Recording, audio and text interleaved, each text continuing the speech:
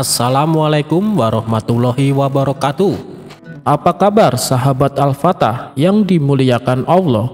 Semoga kita dalam keadaan sehat, dilimpahkan rezekinya dan diberikan keberkahan dunia dan akhirat. Amin ya robbal alamin.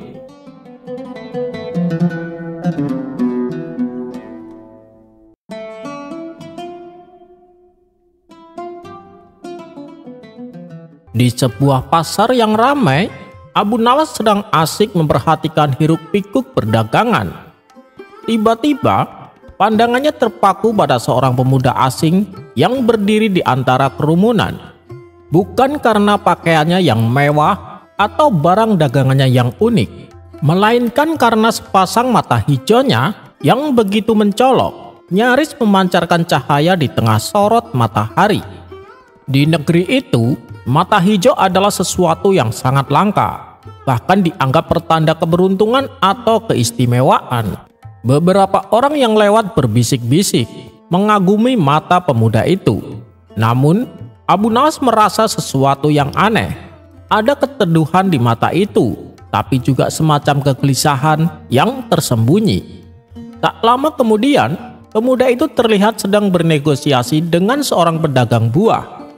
Negosiasi itu berlangsung cukup alot, hingga akhirnya pemuda itu memutuskan untuk pergi tanpa membeli apapun.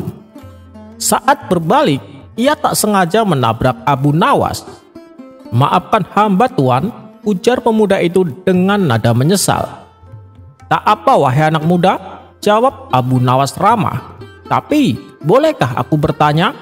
Matamu sungguh indah, sangat jarang kulihat yang seperti itu," tanya Abu Nawas. Pemuda itu sedikit tersipu, namun senyumnya memudar. "Terima kasih tuan, namun mata ini justru sering membawa masalah bagi hamba," jawab si pemuda.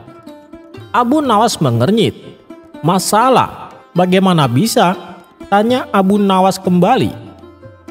"Hamba sering dituduh mencuri pandang, bahkan dituduh memiliki kekuatan goib yang aneh karena mata ini. Padahal hamba hanya ingin berdagang dengan tenang," keluh pemuda itu. Abu Nawas mengangguk-angguk. Ia mengerti. Keistimewaan yang mencolok terkadang bisa menjadi beban. Ia berpikir sejenak, lalu sebuah ide melintas di benaknya. "Begini saja anak muda," kata Abu Nawas. "Ikutlah denganku menghadap Baginda Raja. Mungkin Baginda Raja bisa memberikan jalan keluar untuk kegelisahanmu ini," kata Abu Nawas. Pemuda itu ragu. "Baginda Raja, hamba hanya seorang rakyat jelata tuan." "Jangan khawatir," sahut Abu Nawas, "aku punya cara." Singkat cerita, keesokan harinya Abu Nawas membawa pemuda bermata hijau itu menghadap Baginda Raja. Raja yang terkenal akan kebijaksanaannya juga tampak terpesona dengan mata pemuda tersebut. "Ada keperluan apa engkau membawa pemuda ini Abu Nawas?" tanya Raja. "Ampun Baginda, pemuda ini adalah saudagar jujur yang sedang resah. Ia mengeluh bahwa mata hijaunya yang indah ini sering menimbulkan kesalahpahaman dan tuduhan yang tidak adil," kata Abu Nawas. Raja mengangguk-angguk. Memang benar, matanya sungguh istimewa. Tapi mengapa itu menjadi masalah? Tanya Baginda Raja. Abu Nawas tersenyum licik. "Begini Baginda, hamba punya usul untuk membuktikan bahwa mata indah itu tidak berbahaya. Baginda bisa mengeluarkan titah. Barang siapa yang berani menatap mata hijau pemuda ini tanpa merasa cemburu, iri hati, atau curiga, maka ia adalah orang yang bersih hatinya. Namun, jika ada yang menatapnya dan merasakan hal-hal negatif, berarti ada sesuatu yang tidak beres dalam dirinya." Para menteri dan pembesar istana saling pandang. Usul Abu Nawas ini terdengar aneh, namun juga menantang. Raja berpikir sejenak, lalu tertawa kecil. "Ide yang menarik Abu Nawas. Baiklah, aku setuju.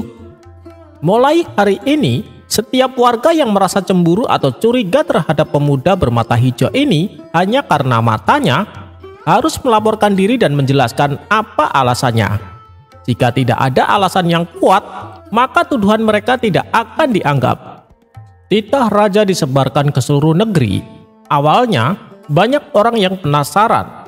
Beberapa orang mencoba menatap mata pemuda itu dengan tatapan menilai, mencari-cari kesalahan. Namun karena titah raja, mereka harus berpikir dua kali. Mereka harus jujur pada diri sendiri tentang perasaan iri atau cemburu yang mungkin muncul. Beberapa hari berlalu. Ajaibnya, perlahan-lahan tidak ada lagi yang berani menuduh pemuda itu sembarangan.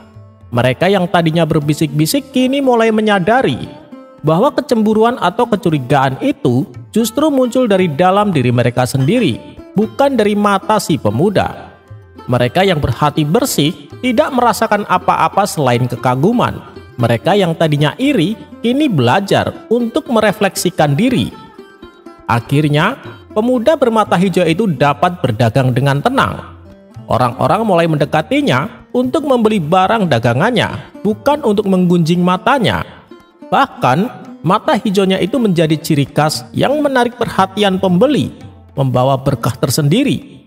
Ia tidak lagi dianggap sebagai ancaman, melainkan sebagai bagian dari keberagaman dan keindahan negeri. Abu Nawas tersenyum puas. Ia tahu, masalah pemuda itu bukanlah pada matanya yang hijau, melainkan pada cara pandang orang-orang di sekitarnya. Dengan sedikit kecerdikan, ia berhasil membuka mata hati mereka.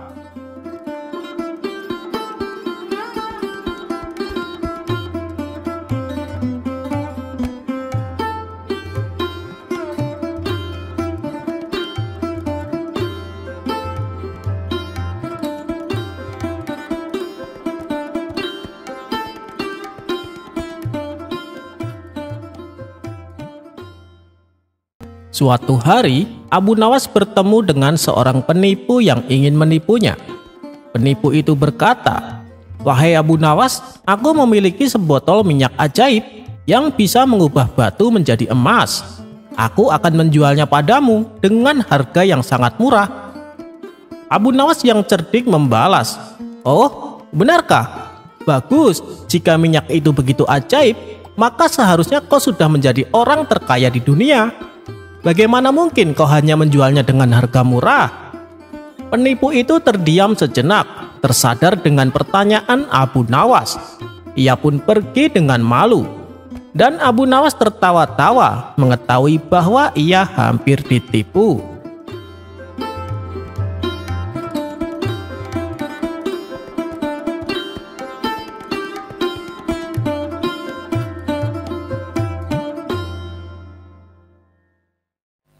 Menjadi orang terkenal pintar dan cerdik di kampungnya, pastilah Abu Nawas mendapat banyak pujian dari masyarakat.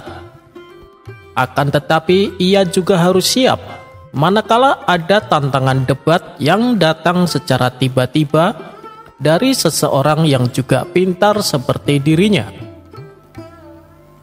Suatu ketika ada 3 orang bijak yang sengaja pergi keliling negeri Baghdad dengan tujuan ingin mengajak debat para cendekiawan pintar. Setiap kampung yang mereka singgahi, mereka selalu menantang orang-orang pintar untuk diajaknya berdebat.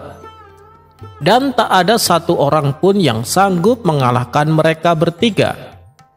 Kemudian, sampailah mereka di kampung Abu Nawas tinggal. Mereka menghampiri orang-orang yang sedang berkumpul di lapangan. Lalu mereka berkata kepada para warga, "Adakah di kampung ini orang yang terkenal pintar?" Tanya mereka bertiga kepada warga. "Memangnya kalian ini ada perlu apa?" Tanya salah satu warga. "Kami ingin mengajak debat. Kami ingin menguji kecerdasannya. Apakah dia memang pintar atau bodoh?" Jawab ketiga orang tersebut. "Di kampung kami ada yang namanya Abu Nawas. Dia tidak hanya pintar, tapi juga cerdik," ujar para warga. "Benarkah? Suruh dia kemari. Kami akan menantangnya debat di lapangan, biar kalian bisa menyaksikannya," kata orang bijak dengan sedikit nada mengejek. Maka salah satu warga segera bergegas menuju rumah Abu Nawas. Setibanya di rumah Abu Nawas, orang itu pun berkata, "Hei Abu Nawas, ada 3 orang bijak dari negeri seberang. Mereka ingin menantangmu berdebat, dan sekarang mereka sedang menunggumu di lapangan," kata orang itu kepada Abu Nawas. "Aku tidak mau meladeni hal-hal seperti itu. Tidak ada faedahnya sama sekali," balas Abu Nawas. "Tapi mereka bertiga tingkahnya sombong sekali.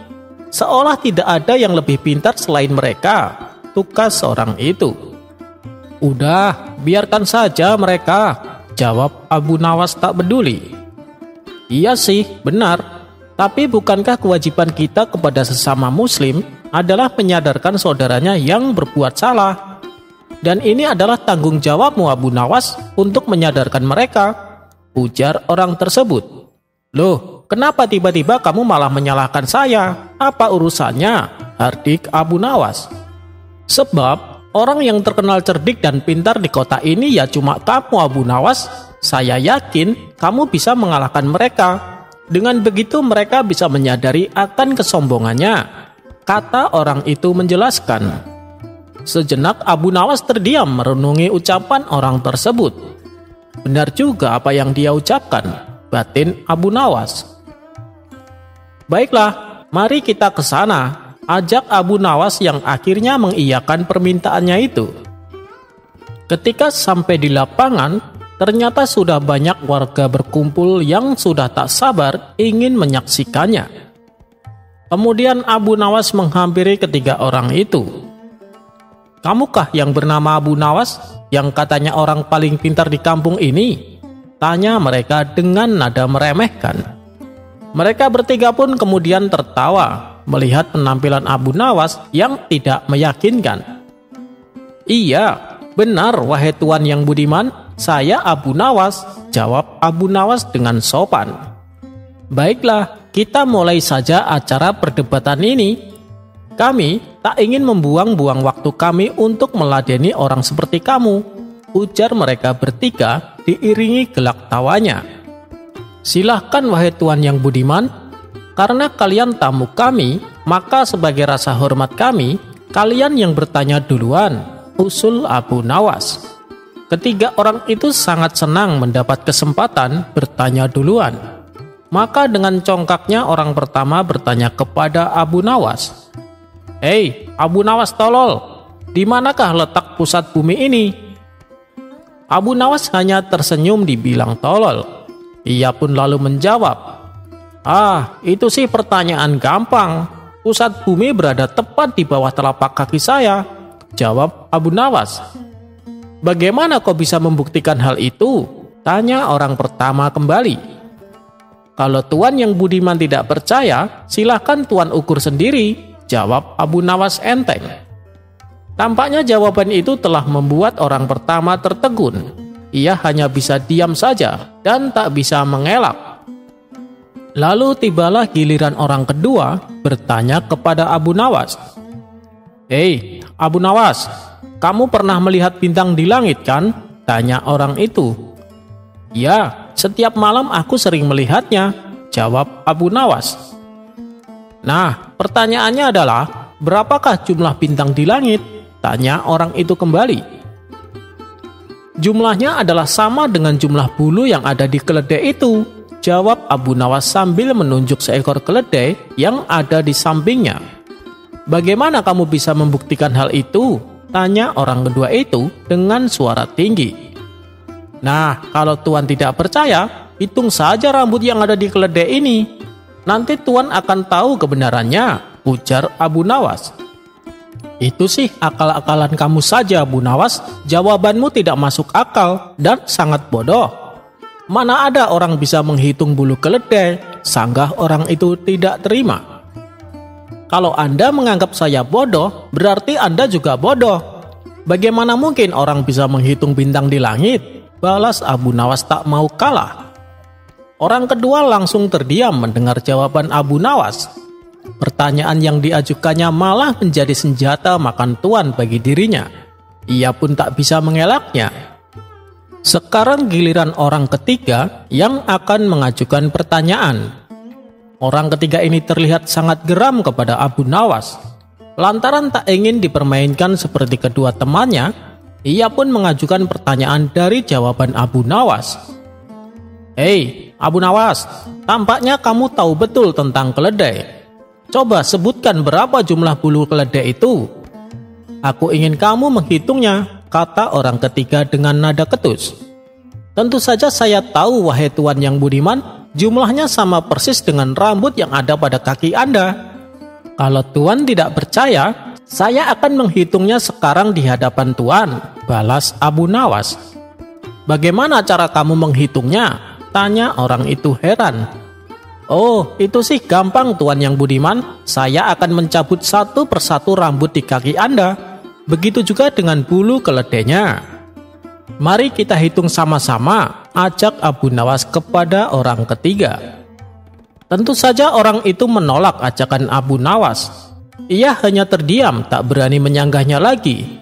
Kalau sampai ia menuruti ajakan Abu Nawas, akibatnya ia sendiri yang akan menderita. Ia tak sanggup membayangkan betapa pedih dan sakitnya apabila rambut di kakinya dicabut satu persatu. Mereka bertiga pun akhirnya mengakui kecerdasan dan kecerdikan Abu Nawas. Mereka juga meminta maaf karena sebelumnya telah menganggap remeh Abu Nawas.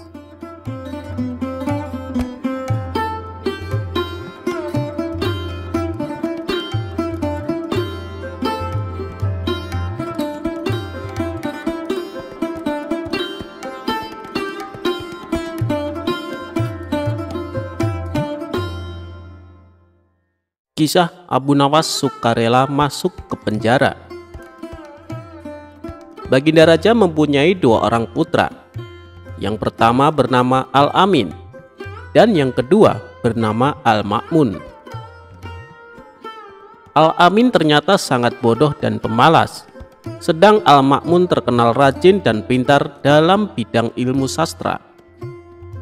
Baginda Raja sangat menyukai Al-Ma'mun karena kecerdasannya tersebut.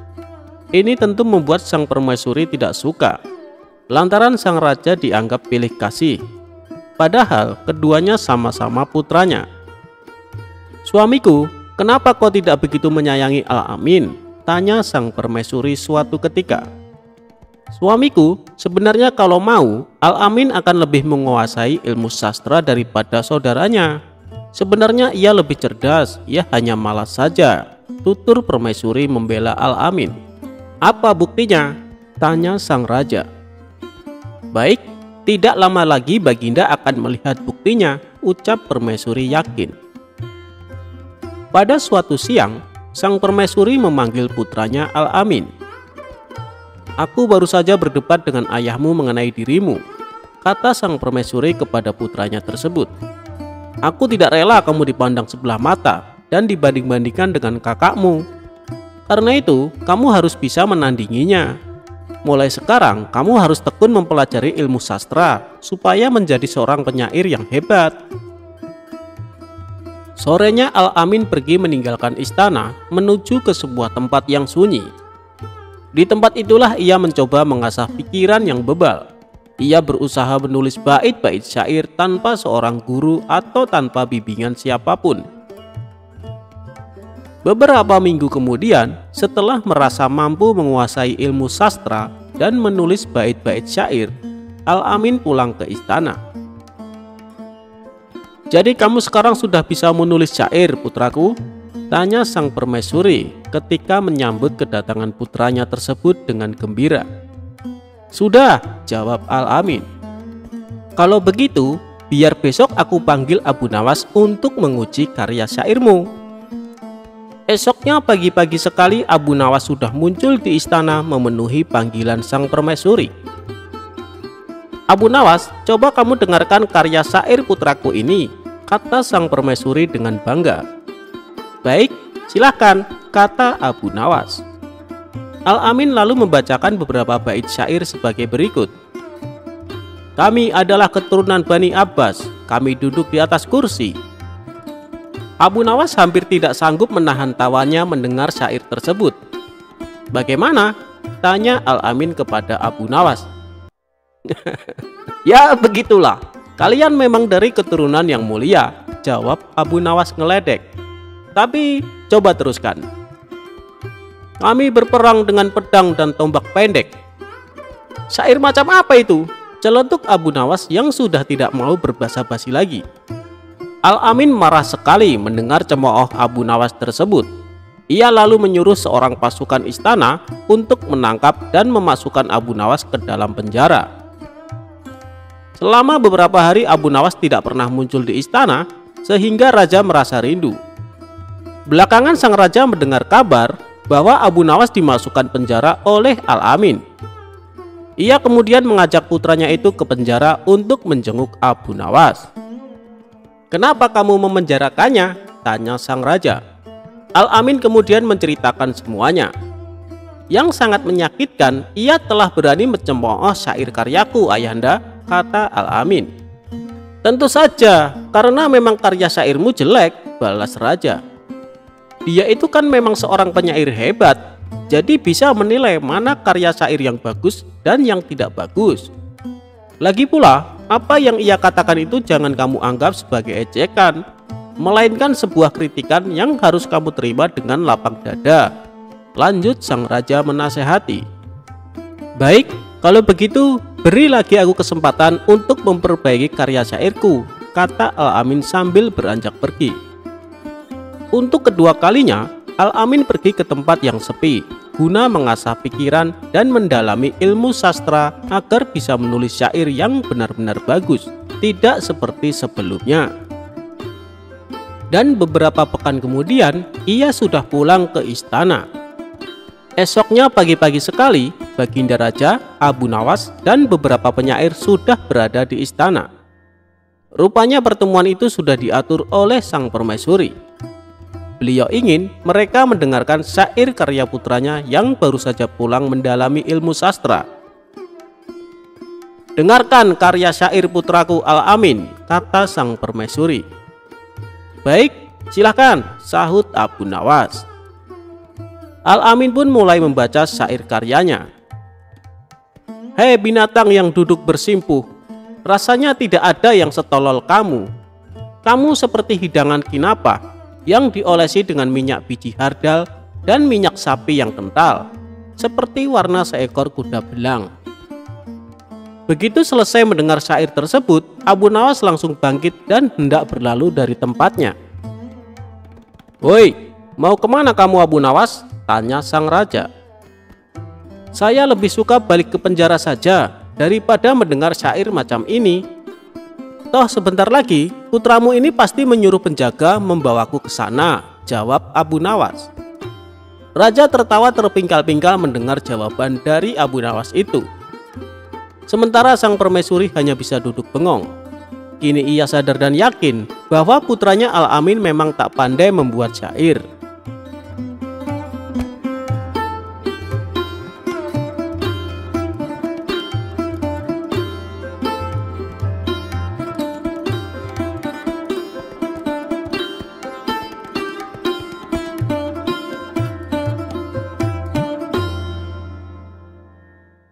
Karena seringnya gagal mengerjai Abu Nawas, Baginda Raja mulai putus asa.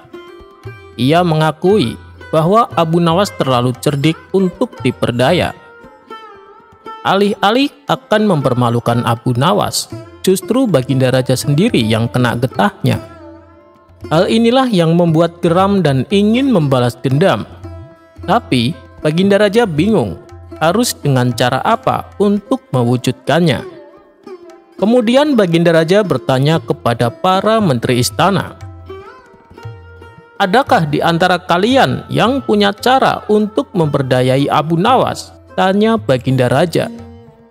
Mereka semua terdiam, hanya saling tatap satu sama lain. "Salah satu dari kalian, masa tidak ada yang punya ide?" tanya Baginda Raja memastikan. "Ampun Paduka yang mulia, sebenarnya kami punya berbagai cara untuk menjebak Abu Nawas, tapi dia itu sangat cerdik.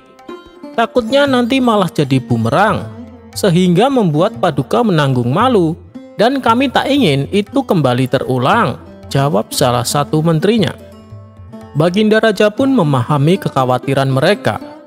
Namun, tiba-tiba salah satu menteri yang lain mengusulkan suatu cara yang tidak seperti biasanya. Paduka yang mulia, saya punya sebuah tantangan, tapi bukan jebakan. Barangkali Paduka berkenan. Mendengar hal itu, Baginda Raja merasa ragu.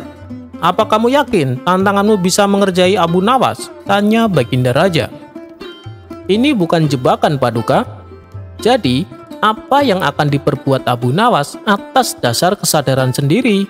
Jawab sang menteri. Oh ya, coba beritahu aku, apa tantanganmu? Pinta Baginda Raja penasaran. Begini, Paduka yang mulia, kita tantang Abu Nawas mengikat sepatu di atas kepalanya.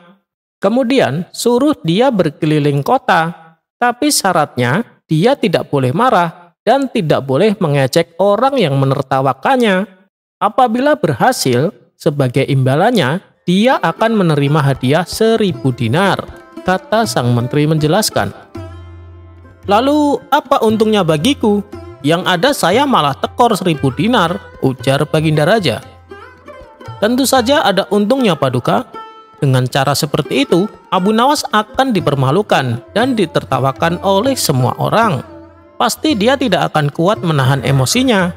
Manakala semua penduduk kota mengejek dan menertawakannya. Kalau dia sampai emosi atau membalas ejekan mereka, berarti Abu Nawas dianggap gagal. Dan atas kegagalannya, Paduka tak perlu menghukumnya, karena Abu Nawas sudah dipermalukan dan ditertawakan oleh orang-orang. Abu Nawas hanya tak berhak mendapatkan hadiahnya, kata sang menteri memberitahu. Saya sangat setuju dengan caramu. Ini sebuah ide yang sangat cemerlang. Meski bukan sebuah jebakan, tapi bisa untuk mengerjai Abu Nawas, sahut Baginda Raja kegirangan. Maka, saat itu juga Baginda Raja perintahkan beberapa pengawal untuk memanggil Abu Nawas.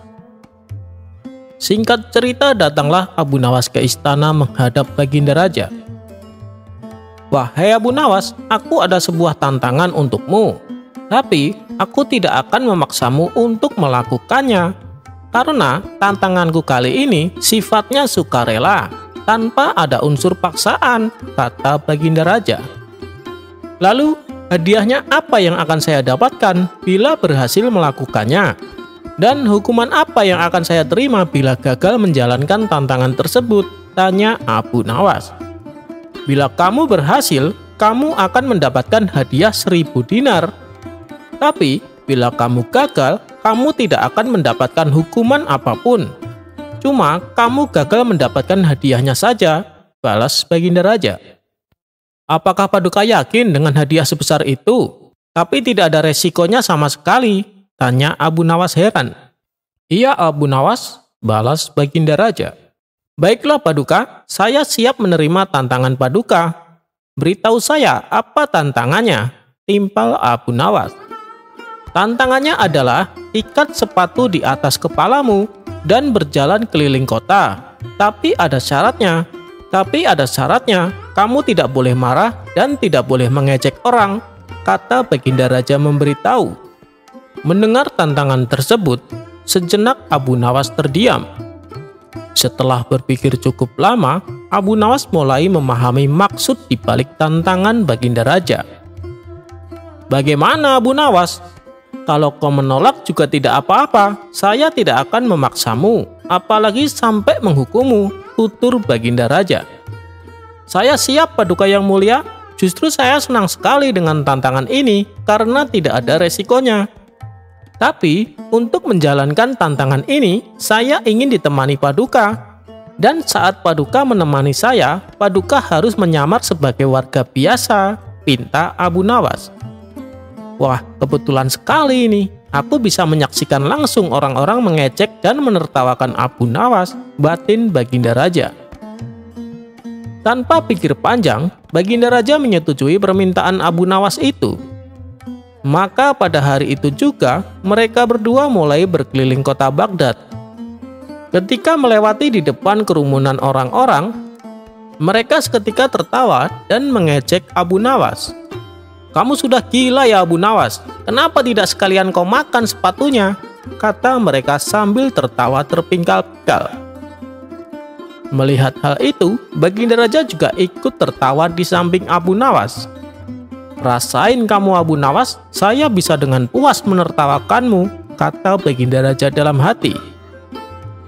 Tapi dengan tenangnya Abu Nawas membalas ejekan mereka. "Aku melakukan ini karena diperintahkan Paduka Raja." Orang-orang yang tadinya tertawa langsung menghentikan tawanya dan berkata, "Benarkah Abu Nawas? Memang terkadang Paduka Raja tidak punya otak ya.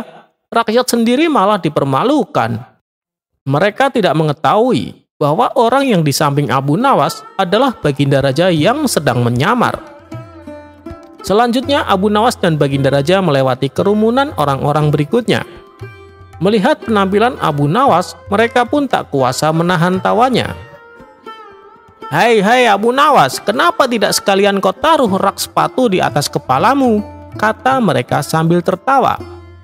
"Aku melakukan ini karena diperintahkan Paduka Raja," jawab Abu Nawas. Mereka yang tadinya tertawa merasa iba dan berkata, "Bila yang kamu katakan itu benar, berarti Paduka Raja sudah sinting. Masa rakyatnya sendiri diperlakukan seperti ini?" ujar mereka. Begitulah seterusnya. Setiap kali Abu Nawas ditertawakan orang-orang, ia selalu membalas dengan jawaban yang sama. Sehingga orang-orang yang tadinya menertawakannya menjadi kasihan dan berganti menghujat Baginda Raja. Tak tahan terus-terusan mendengar cemoohan dan hujatan warga, Baginda Raja menjadi emosi.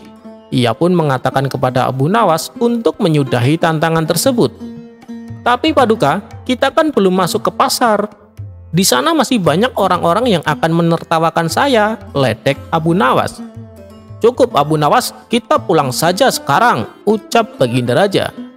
Ternyata tidak mudah mengerjai Abu Nawas. Ia punya 1000 akal untuk membalikan keadaan. Untuk kesekian kalinya, Baginda Raja harus menanggung akibatnya. Orang-orang bukannya menertawakan Abu Nawas, mereka justru malah menghujat Baginda Raja. Akhirnya, Abu Nawas pulang dengan membawa hadiah uang 1000 dinar.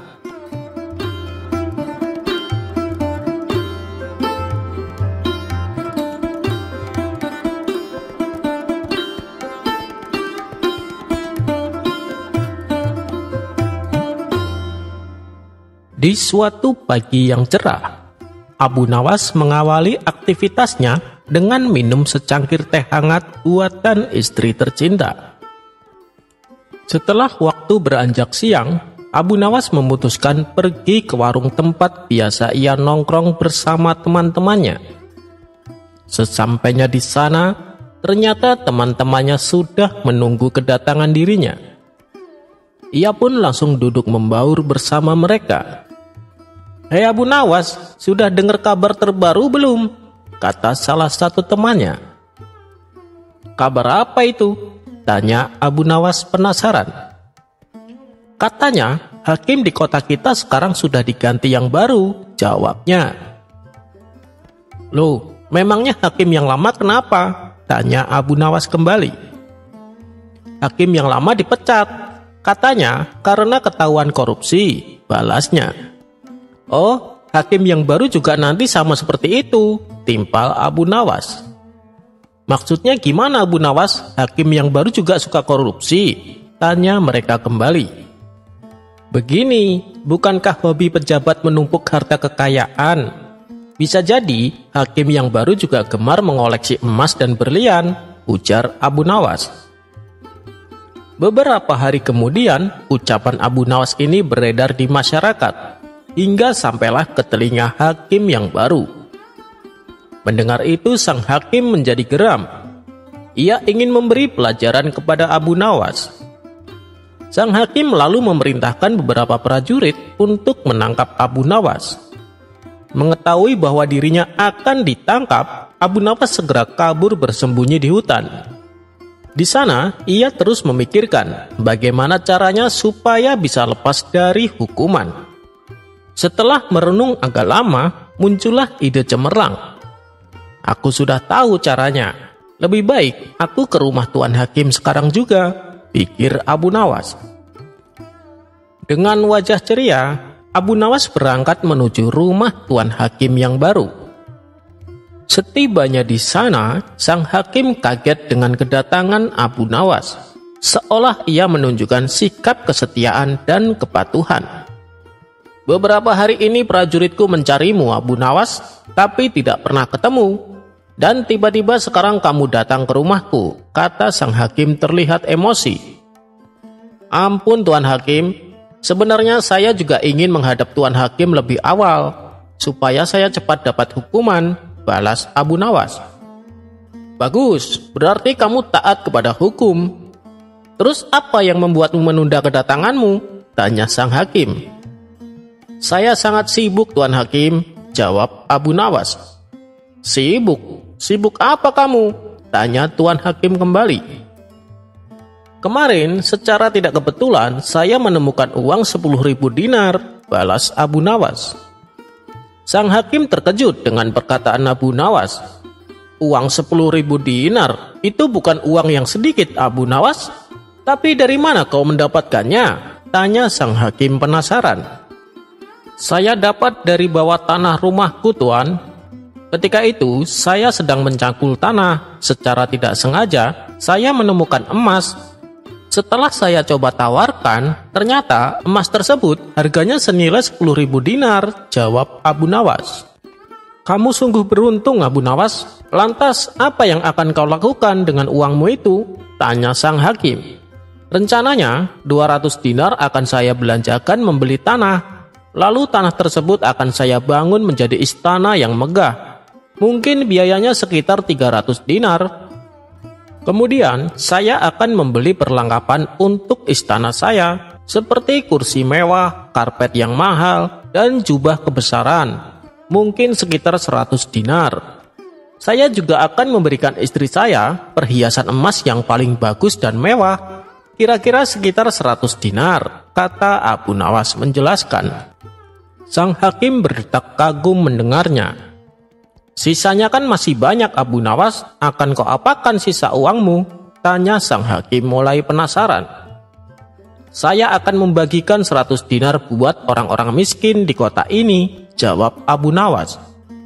Lalu sisanya buat apa lagi? Kan masih banyak Abu Nawas, tanya sang hakim semakin penasaran. Oh iya, saya akan memberikan Tuan Hakim 1.000 dinar. Sebagai hadiah atas kebaikan Tuan menata kota ini, ucap Abu Nawas. Mendengar itu, sang hakim langsung terbinar-binar.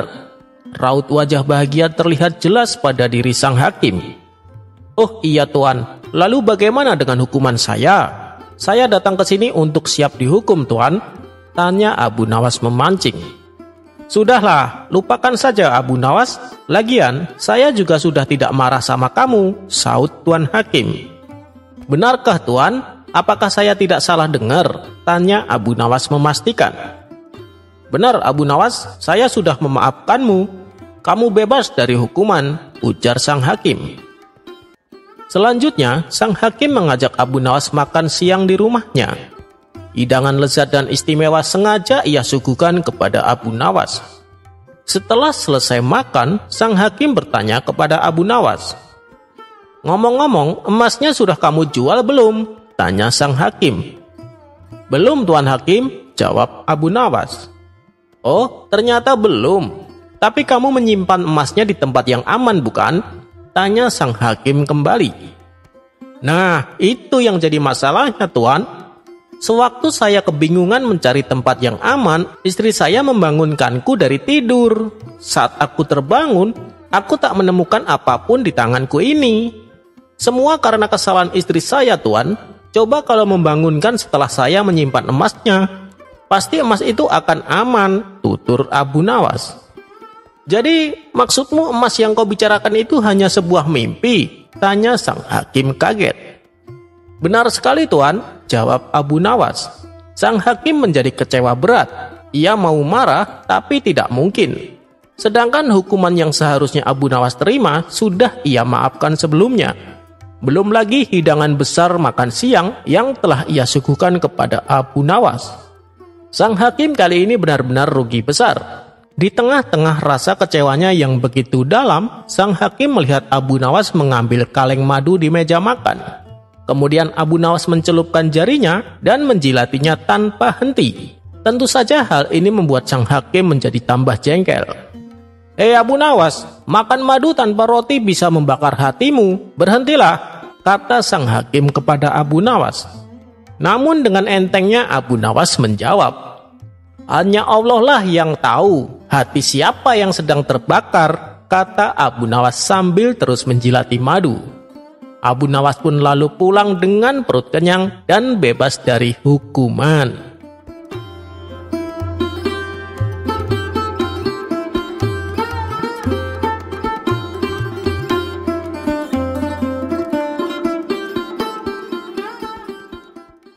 Dikisahkan, suatu ketika Abu Nawas dan sahabatnya ini melancong ke negeri seberang.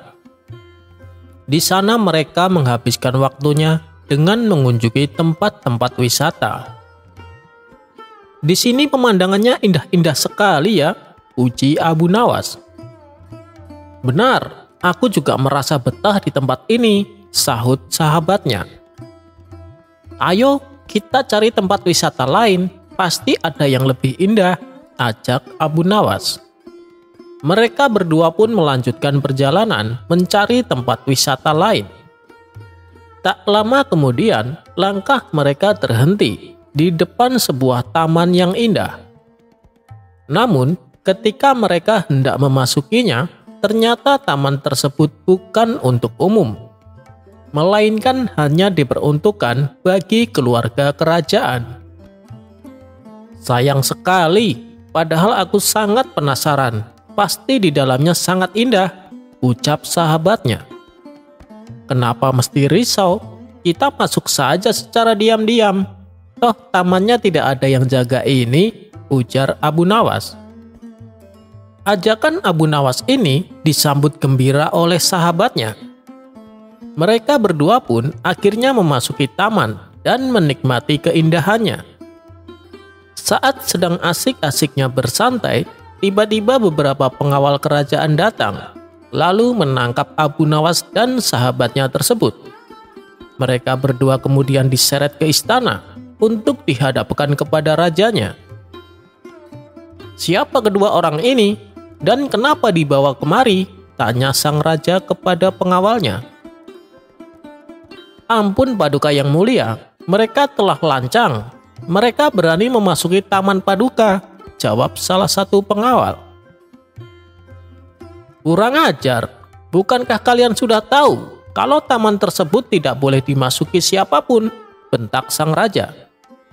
Akibat kesalahan yang dilakukan Abu Nawas dan sahabatnya, sang raja lalu memutuskan untuk menghukum mereka berdua.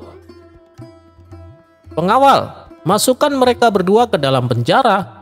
Besok mereka akan menjalani hukuman pancung," titah sang raja. Mendengar hal itu, spontan Abu Nawas dan sahabatnya langsung kaget dan tak percaya. "Tunggu Paduka, hanya karena kesalahan sepele, Tuan menjatuhi kami hukuman mati?" tanya Abu Nawas keberatan. "Ini sebagai pelajaran agar tidak ada orang lain yang berani lagi memasuki tamanku," balas sang raja. Sejenak Abu Nawas pun terdiam. Ia memutar otaknya supaya bisa lepas dari hukuman sang raja. "Ampun Paduka, saya dengar Paduka suka sekali dengan kuda. Kalau saya bisa membuat keajaiban pada kuda Paduka, apakah Paduka akan membebaskan kami?" tanya Abu Nawas. "Ya, benar. Saya suka sekali dengan kuda," jawab sang raja. "Lalu, keajaiban apa yang akan kau tunjukkan terhadap kuda saya?" tanya sang raja. "Begini Paduka, saya akan mengajari kuda Paduka supaya bisa bernyanyi," jawab Abu Nawas. "Kamu bisa mengajari kudaku bernyanyi? Apa saya tidak salah dengar?" tanya sang raja penasaran. "Benar Paduka, tapi saya butuh waktu, tidak bisa dalam semalam saja," jelas Abu Nawas. Mendengar perkataan Abu Nawas, sang raja pun sepakat. "Baiklah, aku akan menunda hukumanmu selama 1 tahun. Ajari kudaku bernyanyi. Jika berhasil, kalian kubebaskan. Tapi jika gagal, kalian langsung akan dihukum mati, ancam sang raja. Terima kasih banyak Paduka yang mulia, sahut Abu Nawas kegirangan. Abu Nawas dan sahabatnya lalu diperbolehkan meninggalkan istana. Setelah keluar dari istana, sahabatnya ini berkata kepada Abu Nawas, "Sungguh mengagumkan, aku tidak pernah tahu kalau ada orang yang bisa mengajari kuda menyanyi." Abu Nawas pun menjawab, "Kamu benar, tentu tidak ada yang bisa." Mendengar itu, seketika sahabatnya langsung tercengang. "Kalau begitu, kenapa kamu bilang ke raja kalau kamu bisa mengajari kuda menyanyi?" tanya sahabatnya penuh rasa khawatir. "Yang penting kita dapat tambahan waktu untuk hidup. Apa kamu tidak memperhatikan sang raja? Umurnya sudah sangat tua, tapi dia sangat suka sekali berperang. Hampir sebulan sekali dia ikut berperang. Bisa jadi dalam kurun waktu setahun dia mati dalam peperangannya, atau bisa juga mati karena umurnya sudah tua. Bisa juga dalam kurun waktu setahun kita yang mati. Siapa yang tahu?" jawab Abu Nawas enteng. Sahabatnya itu hanya bisa melongo mendengar penjelasan Abu Nawas.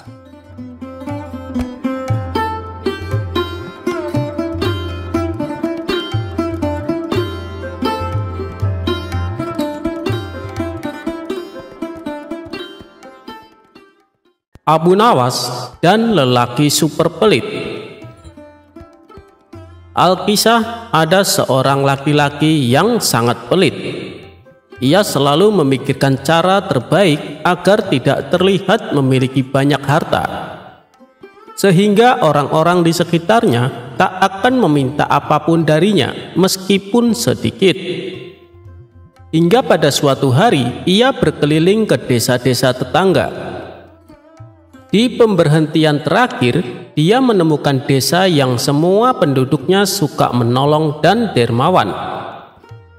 Lalu laki-laki pelit ini berpura-pura menjadi orang yang sangat miskin. Tujuannya agar para penduduk desa iba kepadanya. Tanpa menaruh curiga, warga pun memberikan santunan banyak sekali, mulai dari makanan, uang, hingga baju. Kesempatan ini lalu ia manfaatkan untuk menimbun harta dan kekayaan. "Kalau begini caranya, aku bisa kaya tanpa harus bekerja," pikir si laki-laki pelit itu kegirangan. Akhirnya laki-laki pelit ini memutuskan menjadi pengemis. Setiap hari yang ia lakukan mendatangi rumah-rumah warga untuk meminta-minta. Dikarenakan baju yang dia pakai compang-camping, tentu membuat para warga simpati dan kasihan. Hasil yang ia dapatkan dari mengemis cukup fantastis. Tapi akibat seringnya berbohong untuk mendapatkan bantuan, akhirnya kedok si laki-laki pelit itu ketahuan oleh salah satu penduduk desa. Kala itu ada seorang warga yang tidak sengaja melewati rumah laki-laki pelit ini. Dia terlihat memakai baju yang indah, masuk ke dalam rumah sambil membawa harta hasil dari mengemis. Tak lama kemudian, si laki-laki kembali keluar berganti mengenakan pakaian compang-camping. Ia lalu melakukan aksi mengemis ke setiap rumah warga. Ia tidak menyadari bahwa aksinya kali ini sedang dipantau salah satu warga desa. Kabar tentang kebohongan si laki-laki pelit itu akhirnya beredar di masyarakat.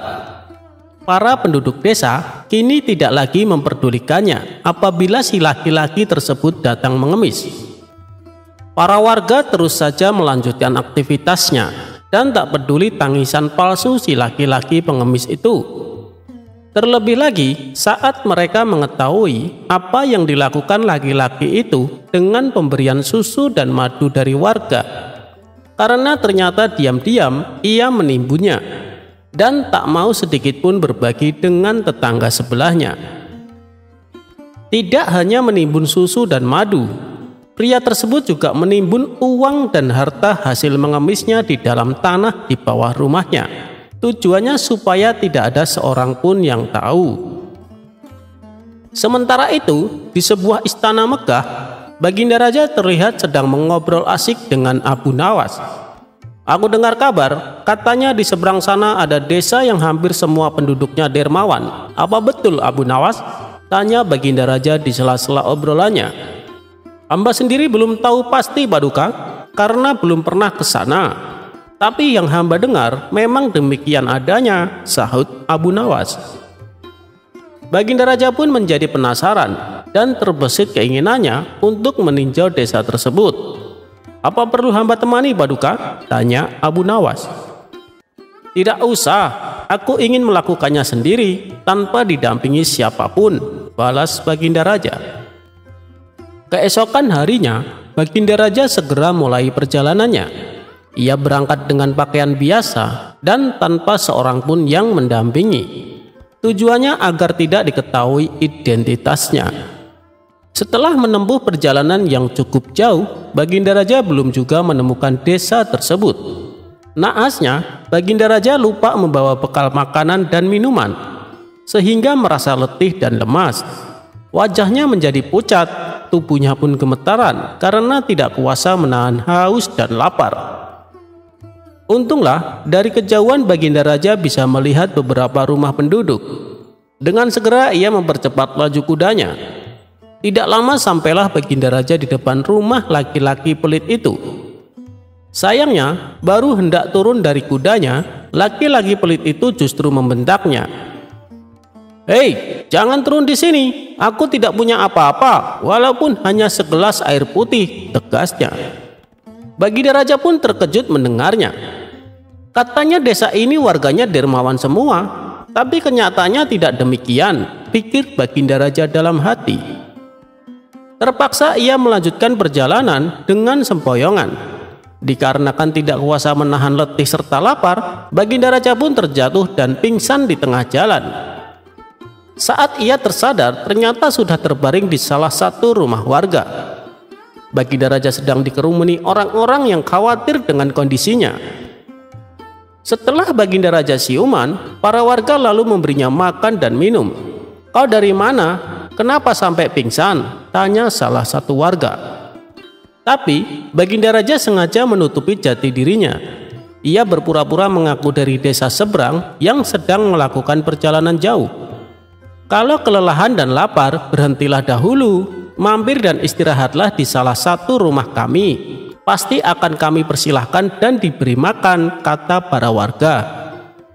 "Aku tadi sudah sempat berhenti di salah satu rumah warga, tapi malah dibentak dan diusir," balas Baginda Raja.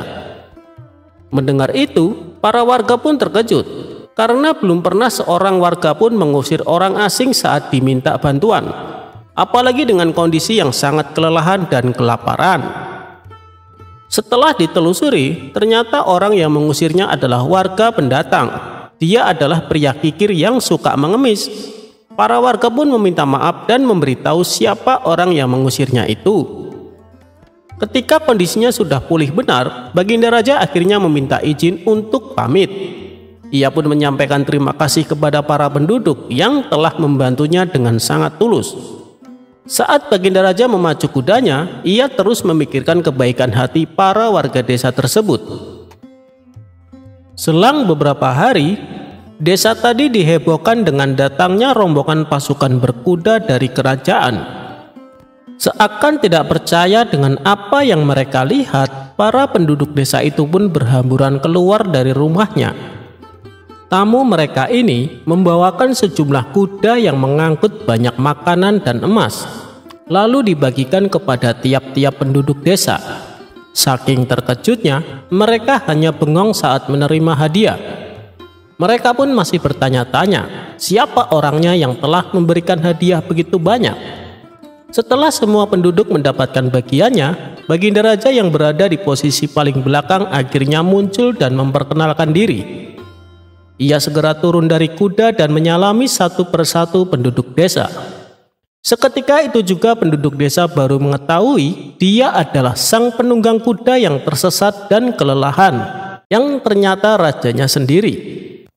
Dengan perasaan bahagia dan terharu, Baginda Raja kemudian menyampaikan terima kasih kepada seluruh penduduk desa.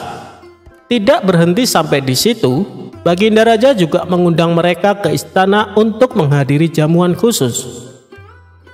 Keesokan harinya, para warga desa tersebut datang ke istana memenuhi undangan Baginda Raja.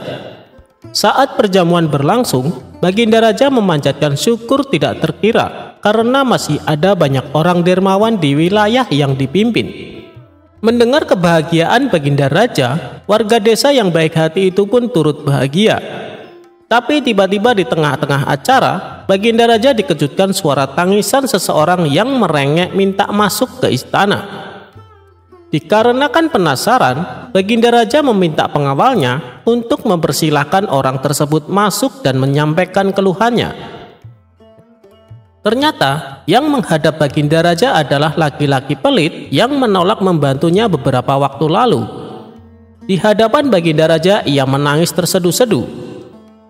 "Kenapa Paduka tidak menuju rumah hamba saja? Kenapa Paduka tidak menjadi tamu hamba saja? Andai saja Paduka menjadi tamu hamba, maka hamba juga akan turut diundang dan ikut memperoleh bongkahan emas." Si laki-laki kikir ini masih belum juga menyadari bahwa orang yang dibentak dan diusirnya tempo hari adalah Baginda Raja sendiri. Mendengar perkataan si laki-laki pelit, semua orang pun tertawa serta memintanya segera pulang. Sementara Baginda Raja dan Abu Nawas hanya bisa menggeleng-gelengkan kepala dan terheran-heran.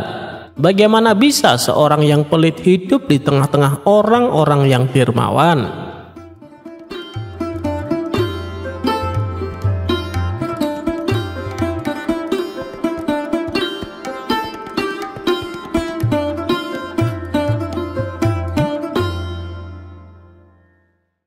Dalam dunia sufi dikenal tokoh Abu Nawas atau disebut juga Abu Nuwas. Tokoh yang satu ini dikenal dengan kecerdasan dan kecerdikannya dalam memecahkan segala masalah. Tak jarang sejumlah orang sering terpedaya dengan pola pikir Abu Nawas. Salah satunya adalah Baginda Raja. Salah satu cerita yang masyhur adalah Baginda Raja menantang Abu Nawas dalam suatu perlombaan. Ajang lomba itu adalah tenda siapa yang paling ramai dan paling banyak dikunjungi oleh pengunjung, maka dialah yang menang. Tidak dijelaskan alasan Baginda Raja mengapa menantang Abu Nawas untuk lomba tersebut. Bisa jadi Baginda Raja sangat senang dengan kecerdikan Abu Nawas dalam menyelesaikan tantangan. Singkat cerita, tantangan disetujui di tempat alun-alun kerajaan dan waktu pun sudah ditentukan. Aturannya adalah tenda siapa yang paling ramai dikunjungi orang mulai pukul 12 siang hingga pukul 12 malam. Bukan hal yang sulit bagi Baginda Raja untuk membuat tendanya ramai dikunjungi. Sejak dimulainya perlombaan, tenda Baginda Raja sudah ramai dikunjungi warga. Bagaimana tidak, selain tendanya besar, di dalam tenda juga disediakan hiburan serta aneka makanan dan minuman. Siapapun yang datang ke tenda tersebut sudah pasti terhibur dan konsumsi tercukupi. Berbeda dengan tenda milik Abu Nawas.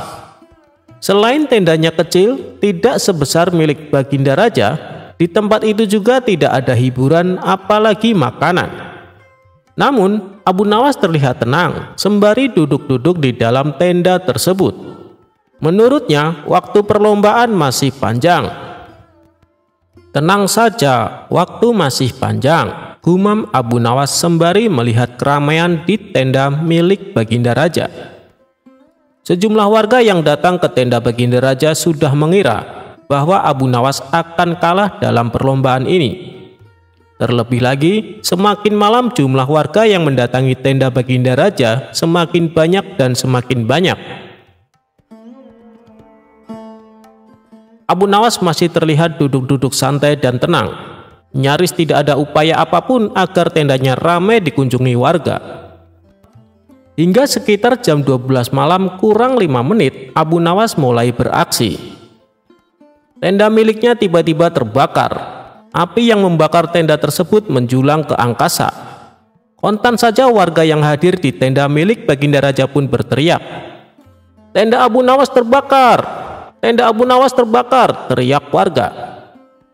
Warga yang penasaran semburat keluar dari tenda Baginda Raja.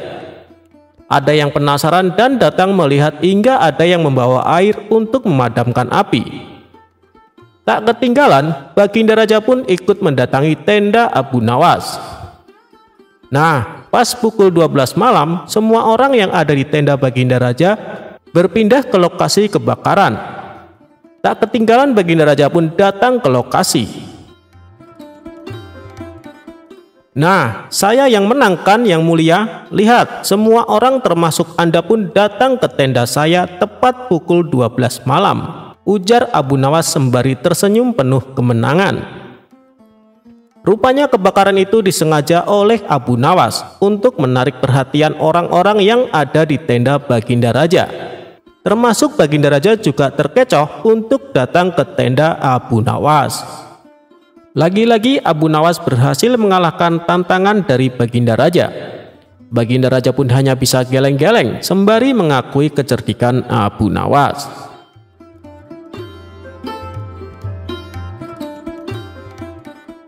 Memanah dengan gaya, Abu Nawas dapat hadiah.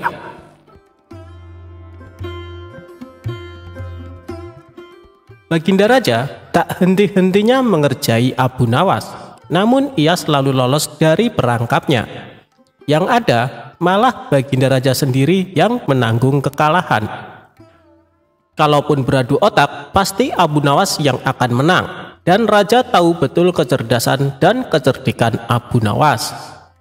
Namun Raja tak mau menyerah. Ia kembali hendak menguji kecerdikan dan kecerdasan Abu Nawas.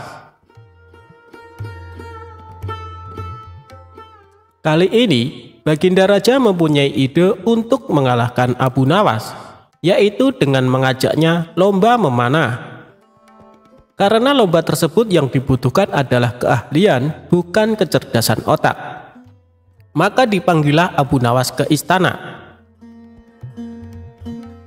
Singkat cerita, datanglah Abu Nawas menghadap Baginda Raja. "Ada gerangan apa Paduka memanggil hamba?" tanya Abu Nawas.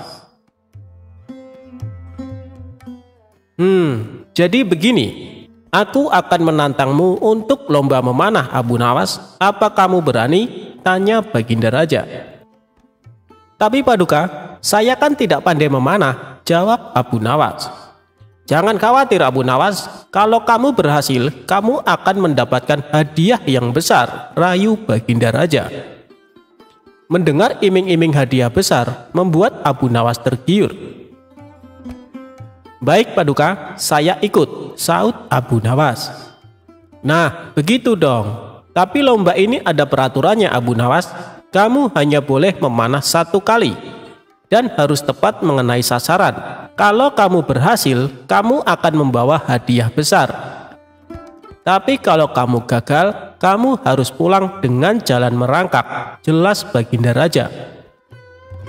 "Waduh, saya masuk perangkap sang raja lagi nih. Sudah tahu kalau saya tidak pandai memanah, tapi dipaksa ikut lomba memanah," batin Abu Nawas dalam hati.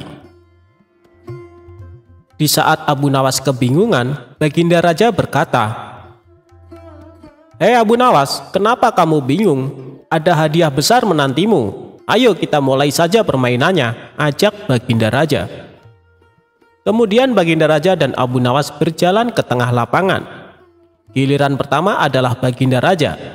Ia mengambil busur dan anak panah. Dengan penuh perhitungan, Baginda Raja melesatkan anak panahnya. Bidikannya hampir tepat mengenai sasaran. Anak panah tersebut menancap di pinggiran sasaran. Sekarang tibalah giliran Abu Nawas. Ia pun berpikir keras agar lepas dari jebakan sang raja. Dengan hati berdebar, Abu Nawas mengambil busur dan anak panah. Otaknya terus berputar mencari cara supaya dirinya tidak dipermalukan oleh sang raja. Akhirnya, dengan memantapkan hati, Abu Nawas mulai membidik sasaran. Saat ia memanah, sudah bisa ditebak anak panah melesat jauh dari sasaran. Melihat itu, Baginda Raja pun tertawa. "Kamu kalah Abu Nawas, aku yang menang," teriaknya kegirangan. Namun dengan kecerdikannya, Abu Nawas berkata, "Tunggu dulu Paduka, itu tadi saya sedang mencontohkan gaya memanah Tuan Menteri," ujarnya. Abu Nawas lalu kembali mengambil anak panah. Ia membidiknya dan mulai memanah untuk kedua kalinya. Namun anak panah masih juga meleset jauh dari sasaran. Tapi sebelum Baginda berteriak kegirangan, Abu Nawas menyela duluan. "Demikianlah gaya Tuan Wali Kota memanah," sahutnya. Baginda Raja menjadi tidak sabar dengan aksi Abu Nawas ini. Ia pun berteriak, "Hei Abu Nawas, mana gaya memanahmu?" Dengan santainya Abu Nawas menjawab, "Tenang Paduka yang mulia, gaya hamba tentu lebih baik." Abu Nawas lalu kembali mengambil sebuah anak panah. Ia membidik dan mulai memanah. Untuk ketiga kalinya, anak panahnya melesat makin jauh dari sasaran. Abu Nawas kembali berteriak, "Itu tadi gaya Tuan Hakim memanah." Mendengar itu, Baginda Raja semakin emosi dibuatnya. "Wahai Abu Nawas, yang aku minta gaya memanahmu, bukan gaya orang lain," bentak Baginda Raja. Abu Nawas nyaris putus asa, tapi tetap menunjukkan wajah lucunya. Ini adalah tembakannya untuk yang keempat. Abu Nawas mengambil anak panah dan mulai membidik. Beruntung baginya karena kali ini anak panah secara kebetulan melesat mengenai sasaran. Anak panah menancap di tengah-tengah sasaran, sedangkan anak panah Baginda hanya di pinggiran saja. Abu Nawas pun berteriak dengan kencang, "Inilah gaya Abu Nawas memanah yang mulia. Untuk itu saya tunggu hadiah dari Paduka Raja," kata Abu Nawas kegirangan. Melihat kecerdikan Abu Nawas, sang raja pun tak henti-hentinya tertawa. "Kamu memang cerdik Abu Nawas," kata Baginda Raja sambil menyerahkan hadiahnya. Berkat kecerdikan Abu Nawas, kesempatan memanah yang seharusnya hanya 1 kali bisa menjadi 4 kali.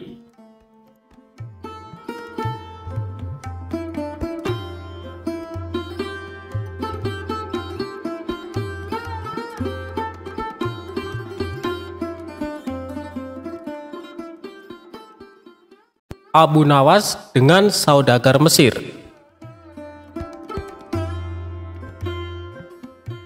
Diceritakan, suatu hari terdapat seorang saudagar dari Mesir yang datang ke kota Baghdad.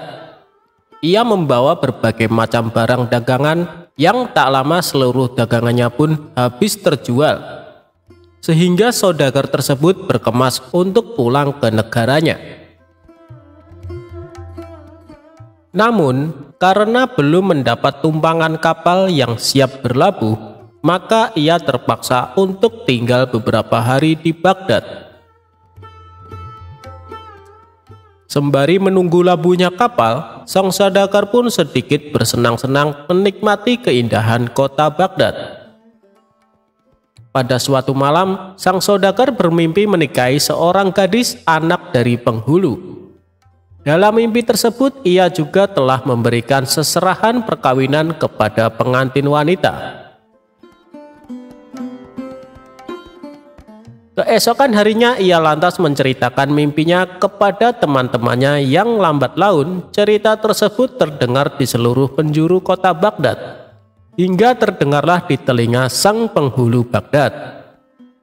Setelah mendengar kabar yang tersebar luas tersebut, maka sang penghulu cepat-cepat mendatangi saudagar Mesir dan bertanya, "Wahai saudagar, apa benar kau telah bermimpi menikahi anakku? Jika memang benar, engkau harus menyerahkan seserahan sesuai dengan di mimpimu itu." Sang saudagar pun menjawab, "Apa yang engkau ucapkan memang benar, wahai penghulu. Namun hal itu hanyalah sebuah mimpi saja. Kenyataannya saya tidak pernah menikahi putrimu."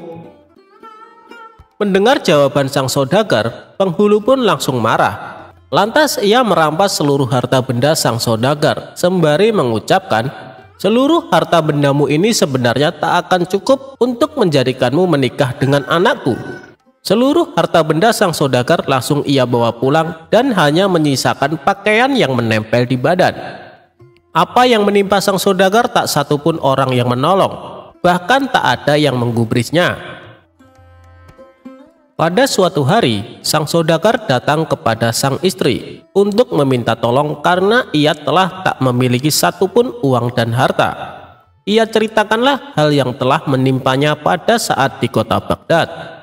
Sang istri pun sangat sedih dan kasihan dengan apa yang telah menimpa sang suami, sehingga dibawalah sang suami kepada Abu Nawas untuk meminta bantuan kepadanya.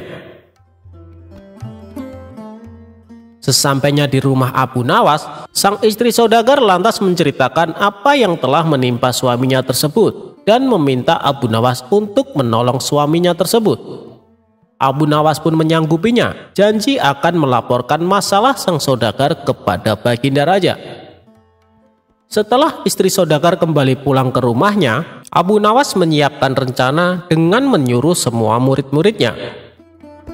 "Wahai semua muridku, kalian pulanglah ke rumah masing-masing untuk mengambil pacul, linggis, dan lain-lainnya. Nanti sore kalian kembalilah ke sini." Seluruh murid Abu Nawas pun menuruti apa yang diperintahkan sang guru. Mereka berbondong-bondong pulang ke rumah masing-masing. Pada sore harinya, mereka kembali berkumpul di depan rumah sang guru dengan membawa berbagai alat yang telah diperintahkan sebelumnya. Setelah semua murid berkumpul, lantas Abu Nawas memberi tugas kepada mereka semua. "Wahai murid-muridku, malam ini pergilah kalian ke rumah sang penghulu. Rusaklah rumahnya. Jika ada yang bertanya, jangan pedulikan. Bilang saja kalau saya yang menyuruhmu." Para murid pun sontak mengiyakan perintah sang guru. Dengan cepat berbondong-bondong pergi ke rumah sang penghulu untuk merusak rumahnya. Singkat cerita, sementara sang penghulu sedang tidur di rumahnya, terdengar riuh yang membuat sang penghulu kaget terbangun dari tidurnya. Melihat rumahnya telah dirusak oleh sekawanan orang, ia pun marah dan bertanya, "Siapa yang menyuruh kalian menghancurkan rumahku ini?" Salah satu murid Abu Nawas pun menjawab, "Yang menyuruh kita yakni tak lain adalah guru kami Abu Nawas." Mendengar jawaban dari seorang itu, sang penghulu pun menjadi marah dan akan melaporkan kasus ini kepada sang raja. Keesokan pagi harinya, sang penghulu menghadap sang raja guna meminta pertanggungjawaban dari Abu Nawas yang telah menyuruh para muridnya untuk merusak rumahnya. Abu Nawas pun dipanggillah oleh raja. Tak berselang lama, Abu Nawas pun menghadap raja bersama dengan sang saudagar Mesir. "Hai Abu Nawas, apa yang telah engkau perbuat? Berani-beraninya kau menyuruh para muridmu untuk merusak rumah sang penghulu Baghdad," ucap Baginda Raja. "Wahai tuanku, alasan mengapa saya telah berbuat seperti itu sesungguhnya karena perbuatan yang telah penghulu lakukan. Semalam saya perintahkan para murid hamba untuk merusak rumah penghulu. Hal tersebut hamba lakukan sebab sang penghulu telah melakukan perbuatan seperti itu juga. Jadi begini Baginda yang mulia, sang penghulu mendengar kabar ada seorang saudagar dari Mesir yang bermimpi telah menikahi anak sang penghulu, serta telah memberikan seserahan kepada penghulu. Sang penghulu pun mendengar cerita tersebut, lantas menemui sang saudagar dan merampas semua harta bendanya. Mendengar cerita dari Abu Nawas, sang raja pun kaget dan segera memecat sang penghulu dari jabatannya. Harta yang telah dirampas pun kemudian dikembalikan kepada sang saudagar Mesir.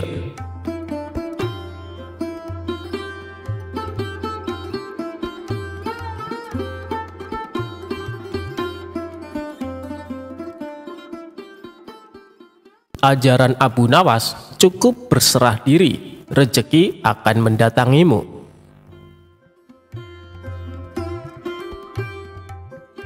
Suatu hari, Baginda Raja mengundang sejumlah ulama untuk berkumpul di istana. Tentu saja termasuk Abu Nawas. Raja mengundang Abu Nawas dan para ulama untuk membahas berbagai hukum Islam. Dengan begitu, Raja tetap bisa menimba ilmu tanpa harus meninggalkan kediamannya. ulama fikih menyampaikan keilmuan seputar halal haram dalam hukum agama Islam.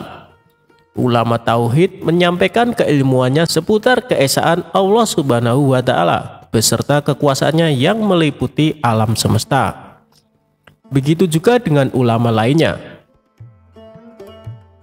Setelah masing-masing ulama menyampaikan ilmu sesuai bidangnya, tibalah giliran Abu Nawas.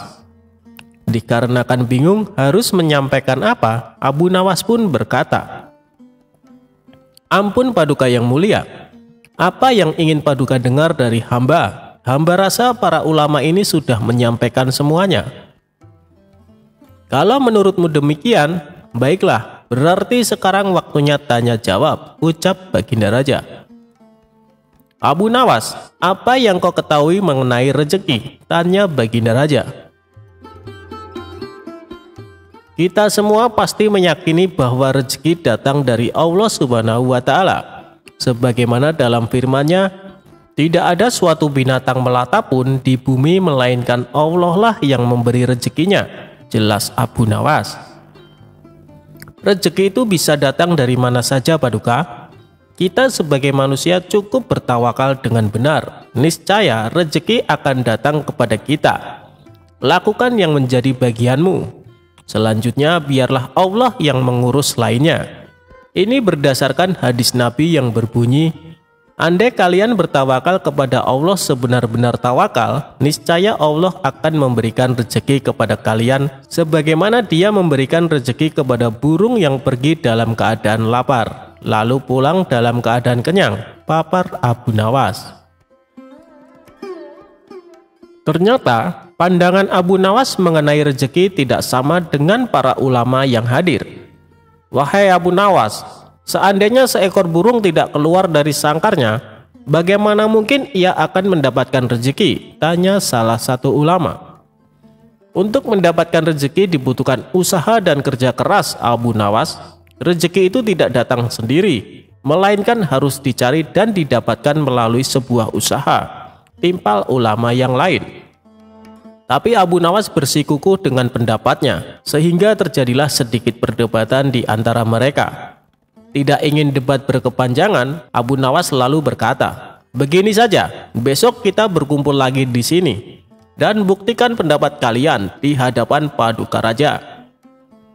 Para ulama itu pun sepakat dengan tawaran Abu Nawas tersebut.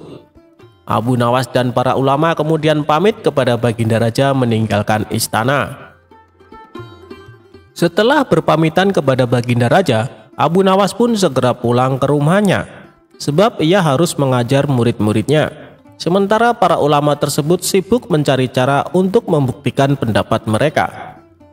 Sampai pada akhirnya saat berjalan pulang menyusuri sebuah desa, para ulama melihat penduduk setempat sedang panen buah kurma. Kemudian terbesitlah niatnya untuk membantu warga tersebut. Setelah selesai dengan pekerjaannya, para ulama ini mendapat imbalan beberapa ikat buah kurma dari warga setempat. Mereka senang bukan main. Para ulama itu senang bukan karena mendapatkan kurma, tetapi memiliki alasan untuk menyampaikan kepada Abu Nawas dan Baginda Raja bahwa pendapat mereka soal rezeki adalah benar. Kita mendapatkan buah kurma karena berusaha dan bekerja, sedangkan Abu Nawas hanya diam di rumah. Mana mungkin dia mendapatkan kurma? Ini menunjukkan bahwa rezeki bisa didapat bila mencarinya dan bekerja. Jadi pendapat kita sudah benar.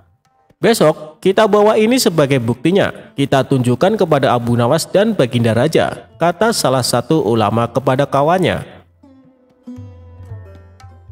Maka pada keesokan harinya para ulama ini datang ke istana. Sesampainya di sana, ternyata sudah ada Abu Nawas duduk di hadapan Baginda Raja. Melihat para ulama sudah datang, Baginda Raja segera menyambutnya. "Kemarilah, silakan duduk tuan-tuan," sambut Baginda Raja. Mereka lalu duduk bersebelahan dengan Abu Nawas. Salah satu ulama kemudian berkata, "Ampun Paduka yang mulia, sesuai dengan janji kami membawakan bukti atas pendapat kami. Kami rasa pendapat Abu Nawas kurang tepat. Justru pendapat kamilah yang lebih tepat." Mendengar hal itu, Baginda Raja pun bertanya, "Bukti apa yang kalian bawa?" Para ulama ini segera menunjukkan beberapa ikat buah kurma dan meletakkannya di hadapan Abu Nawas dan Baginda Raja. "Buah kurma ini kami dapatkan karena kemarin kami bekerja membantu warga panen kurma. Jadi mengenai pendapat Abu Nawas yang mengatakan seseorang cukup bertawakal dengan benar nanti rezeki akan datang sendiri, kami rasa pendapat tersebut kurang tepat, Paduka.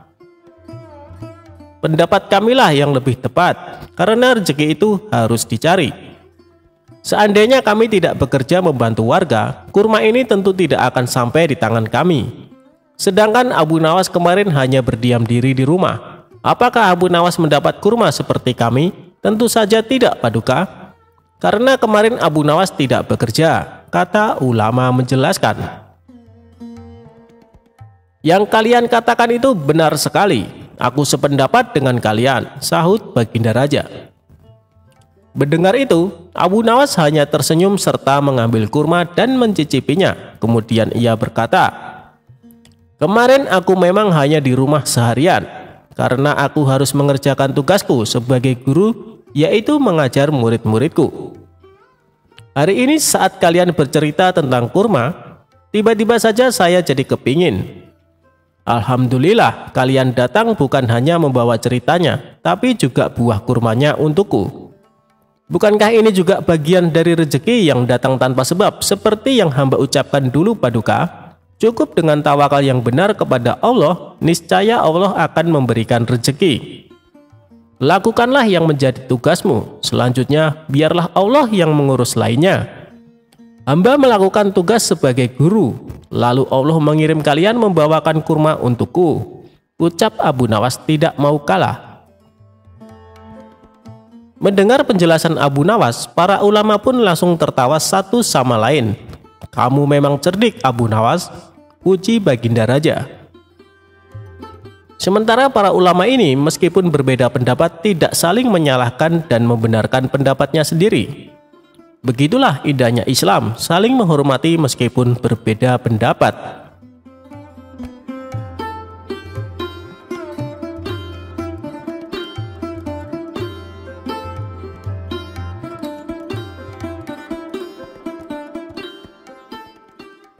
Raja dikasih bebek panggang berkaki satu oleh Abu Nawas.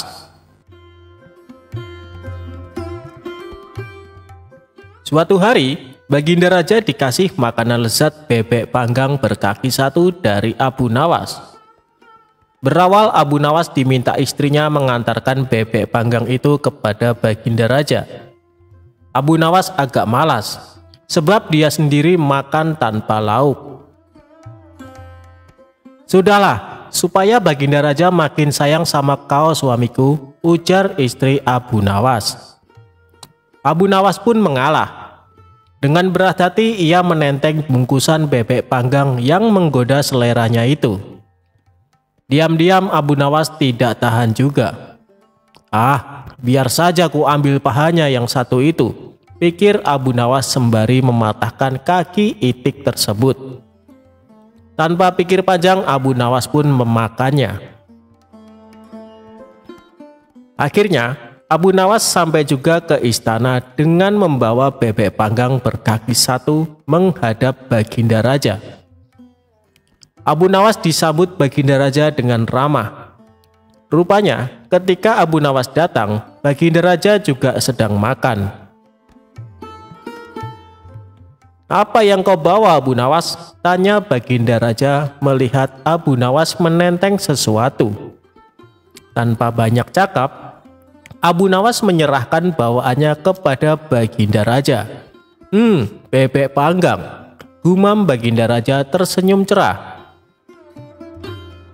Belum lagi menikmati bebek panggang hadiah dari Abu Nawas, Baginda Raja terdiam beberapa saat mendapatinya hanya berkaki satu.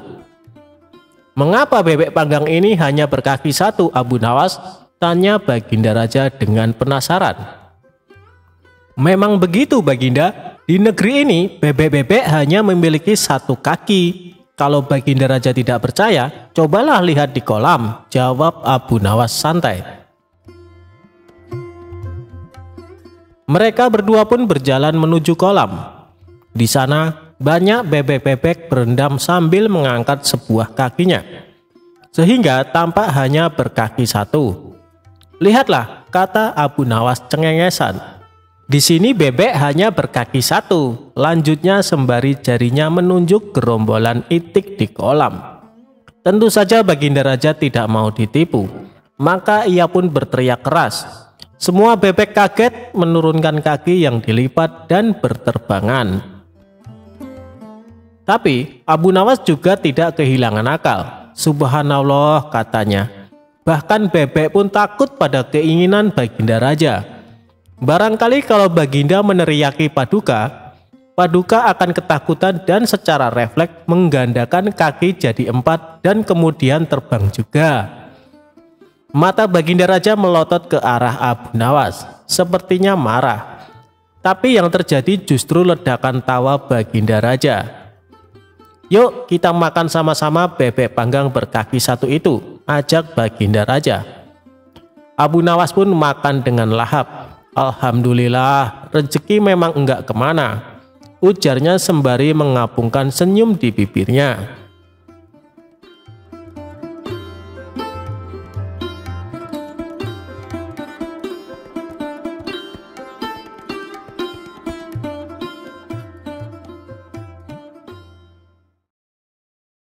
Dengan sebatang tongkat, Abu Nawas kerjai peramal palsu sampai minta ampun.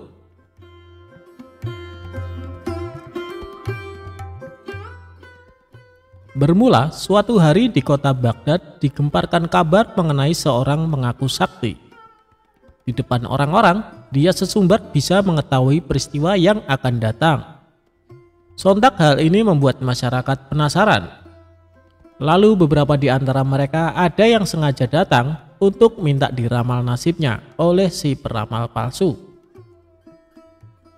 Dengan ekspresi layaknya orang sakti, orang tersebut memberitahu kepada pasiennya tentang nasib yang akan terjadi di kemudian hari. Orang yang mengaku sakti itu cukup pintar mengolah kata. Sebab apabila ramalannya tidak sesuai kenyataan, dia beralasan karena si pasien telah melanggar aturan, sehingga nasib baiknya tidak kunjung datang. Anehnya ada saja orang percaya dengan bualan si peramal palsu. Alhasil, rumahnya kini banyak didatangi pasien yang ingin diramal masa depannya. Hal ini membuat Abu Nawas resah. Ia ingin sekali memberi pelajaran kepada si peramal palsu tersebut. Setelah berpikir lama, akhirnya sosok cerdik ini menemukan ide untuk mengerjai orang yang mengaku sakti itu.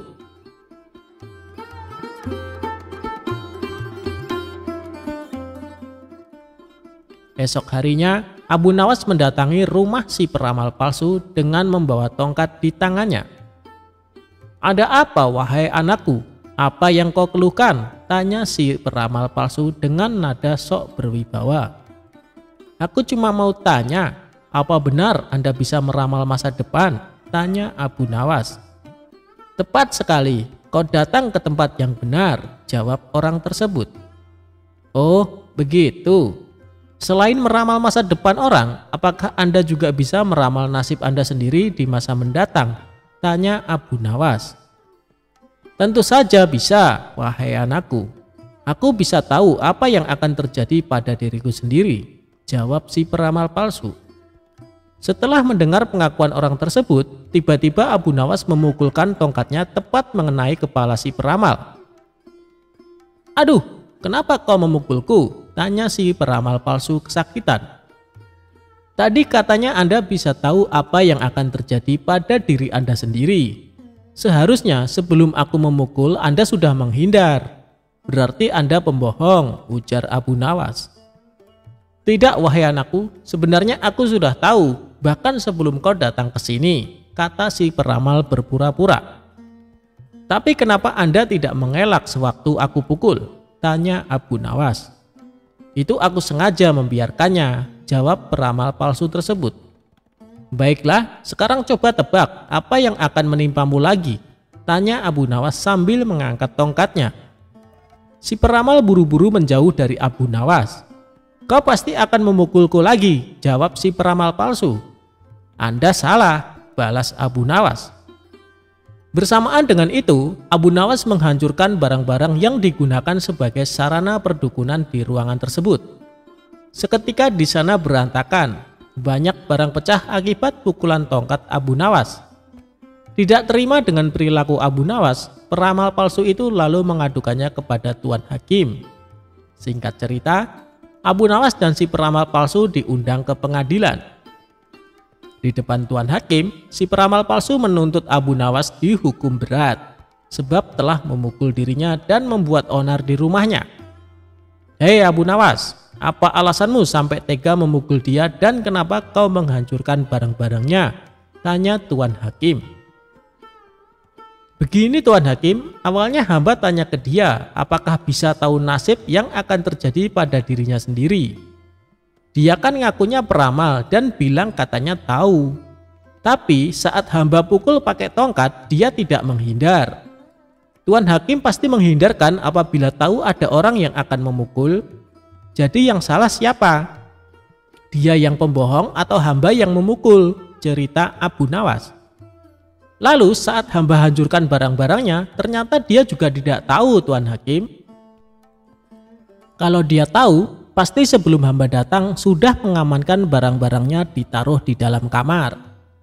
Katanya bisa meramal masa depan, sedangkan masa depan dirinya sendiri saja tidak tahu.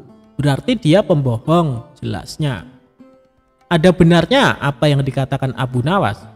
Kalau kau memang mengaku peramal, harusnya tahu apa yang akan terjadi kepadamu, ucap Tuan Hakim kepada si peramal palsu.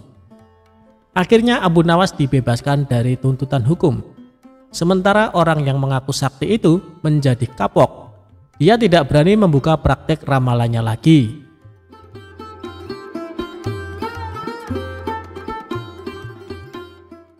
Teka-teki yang aneh. Seringnya Abu Nawas pulang larut malam membuat istrinya menjadi geram. Sang istri tak segan-segan memarahinya dan terkadang sampai memukulnya dengan tongkat. Akan tetapi, semua itu tak membuat Abu Nawas jera. Akhirnya sang istri menggunakan cara lain. Cara tersebut adalah mengunci pintu rumahnya dan membiarkan Abu Nawas tidur di luar. Meskipun begitu, sang istri merupakan sosok orang yang sangat penyayang. Pada suatu hari, Abu Nawas dipanggil ke istana menghadap Baginda Raja. Setibanya di sana, Baginda Raja menyambutnya dengan mempersilahkan duduk. Kemudian Abu Nawas bertanya, "Wahai Paduka yang mulia, ada gerangan apa Paduka memanggil hamba?" Baginda Raja menjawab, "Kemarin, waktu aku di negeri sahabatku, aku diberi teka-teki yang sulit. Sampai sekarang, aku masih tidak tahu apa jawaban dari teka-teki tersebut," kata Baginda Raja. "Oh, cuman karena itu," balas Abu Nawas.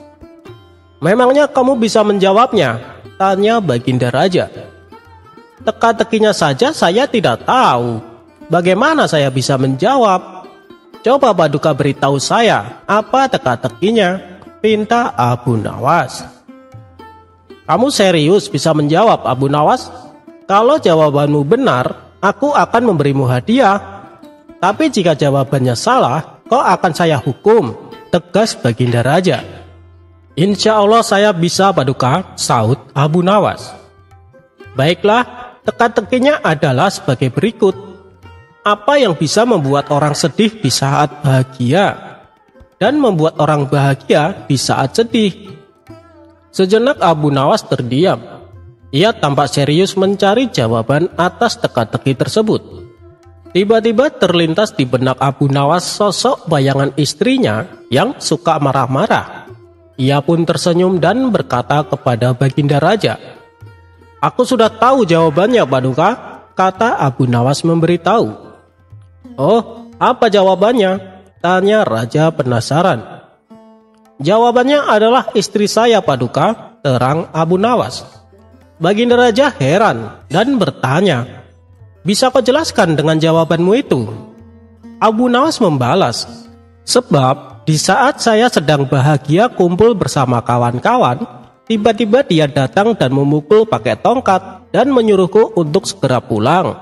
Dia itu membuatku sedih di saat bahagia. Tapi di saat itu aku juga merasa bahagia karena bersamaan dengan kedatangan istri saya, Tuan Hamid juga datang untuk menagih hutangnya padaku," jelas Abu Nawas. Spontan Baginda Raja tertawa terpingkal-pingkal mendengar jawaban Abu Nawas.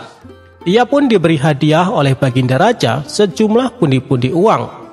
"Hei Abu Nawas, jangan lupa lunasi hutangmu," kata Baginda Raja sambil terus tertawa.